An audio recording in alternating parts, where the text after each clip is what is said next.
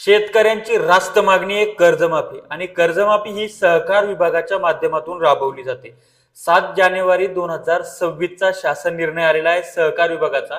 या शासन निर्णयाच्या माध्यमातून जी आता 2025-26 ची कर्जमाफी होणार आहे यासाठीचा मार्ग मोकळा झालेला आहे। सविस्तर जाणून घेऊयात। नमस्कार, मी ज्ञानेश्वर खरात पाटील।